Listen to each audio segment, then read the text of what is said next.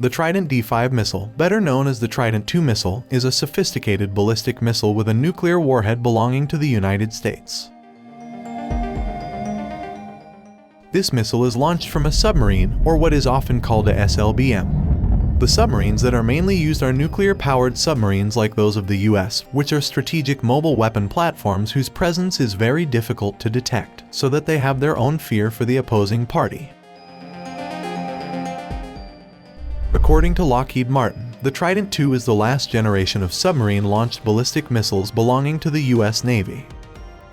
It has been in operational service in the US Navy since 1990 and is still active today. Manufactured by the leading US defense manufacturer Lockheed Martin through its main division, Lockheed Martin Space. The name of the missile is taken from the name of the trident spear weapon belonging to the mythological figure of the ruler of the seas, the god Neptune in ancient Roman mythology or Poseidon in ancient Greek mythology. So, do you want to know more about this Trident II ballistic missile? Check out the following 5 facts. Number 1. 6th generation SLBM from the United States. As reported by Lockheed Martin, the first generation US SLBM was the Polaris A1. This ballistic missile was first launched from a submarine in an underwater launch test in 1960. Its success made the US Navy continue to develop its technology until the next generation of Polaris A2 and Polaris A3 were born, of course with more sophisticated capabilities than the previous generation. However, this generation of Polaris missiles was retired in 1979. Following the success of Polaris, a ballistic missile named Poseidon became operational in 1971 and was able to carry a larger payload with a better level of accuracy compared to the Polaris A3. Then came the Trident I ballistic missile as the 5th generation in 1979. Trident I became the mainstay of the US Navy missile program with a more advanced booster system after the Poseidon was retired in 1992. With a full charge, Trident can reach a distance of about 7,000 kilometers. Furthermore, the Trident II ballistic missile appeared in 1990 and became the 6th generation of submarine-launched ballistic missiles, which were the most powerful in terms of payload and range compared to the previous generation. After Trident I was retired, Trident II became the only most advanced SLBM operated by the US Navy and British Navy for their nuclear strategic forces to this day.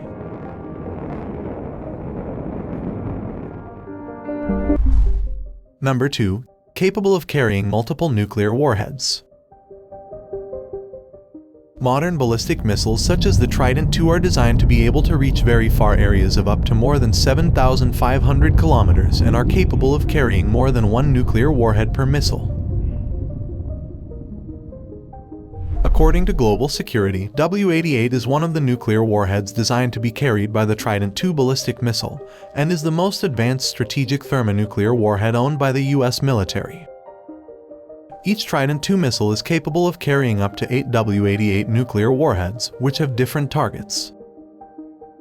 As additional information, a W-88 warhead has a power of about 475 kilotons, far more powerful than the explosions of the atomic bombs on the cities of Hiroshima and Nagasaki in 1945. For comparison, as reported by World Nuclear, the explosion of the atomic bombs in the city of Hiroshima had a strength of about 16 kilotons, and in the city of Nagasaki, it had a strength of about 21 kilotons. It's hard to imagine the devastation that can occur when this Trident II ballistic missile is launched and deployed, but hopefully that never happens.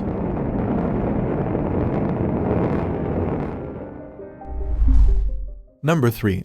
Exclusively carried by the US Navy's Ohio-class and Royal Navy's Vanguard-class submarines. The Trident II ballistic missile is a strategic weapon operated by the US Navy and its close ally, the Royal Navy. In the US Navy, the Trident II missile is carried by 14 nuclear-powered submarines of the Ohio class, which are the largest submarines in the US Navy. Some of the famous US Navy submarine names from the Ohio class include USS Alabama, USS Nevada, USS Pennsylvania, and USS Nebraska. Each Ohio-class submarine is capable of carrying 24 Trident II missiles, and the 14 submarines carry half the strategic strength of the U.S. military's thermonuclear warheads. Because of the nuclear power they carry, these submarines are often nicknamed the Doomsday Machine.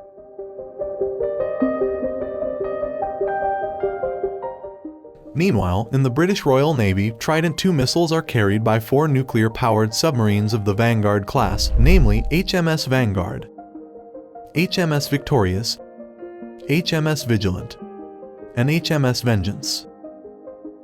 Each Vanguard-class submarine is capable of carrying 16 Trident II missiles. Number 4. It consists of 3 stages with solid fuel. The Trident II is a 3-stage, solid-fuel ballistic missile. Starting from inside the submarine's launch tube, Trident II is launched with gas pressure, and when it reaches the surface of the water, the missile will enter the boost phase using a rocket motor at levels 1, 2, and 3 until it reaches a high layer of the atmosphere. The rocket motors in each stage separate from the warheads when the propulsion fuel runs out. Following the separation of the rocket motor at level 3, with the help of gravity, the warhead in the re-entry vehicle will re-enter the atmosphere and head for its target at speeds of up to 29,000 kilometers per hour. One of the most important components of a ballistic missile is the propulsion system. Modern ballistic missiles, such as the Trident II, use a propellant system with a solid propellant rocket motor. According to Britannica, solid fuel propulsion systems are easier to manufacture, safer to store, and have a lighter weight. That's because it doesn't require a fuel pump system to be installed. In addition, the solid fuel propulsion system is thought to be more reliable when compared to liquid fuels. However, once ignited, the solid fuel rocket motor cannot be stopped and will fire until the fuel runs out.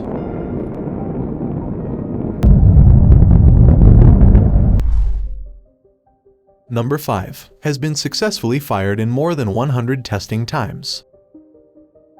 According to Lockheed Martin, the Trident II ballistic missile has had approximately 188 successful test launches since its design was finalized in 1989. The record of successful test launches is unmatched by any other ballistic missile, or by the launch of a space probe. The success of the trial mission, when viewed from the perspective of weapons operations, proves that this weapon is reliable and can be relied upon by its operators. Yeah, so if we look at the enormity of the effects of nuclear weapons, it would be better if technological advances were used to create prosperity for common life rather than competing to create sophisticated weapons that could cause miserable potential wars. So, that's all for today. If you like this video, please press the like button and subscribe to this channel for more information. Thank you so much for watching.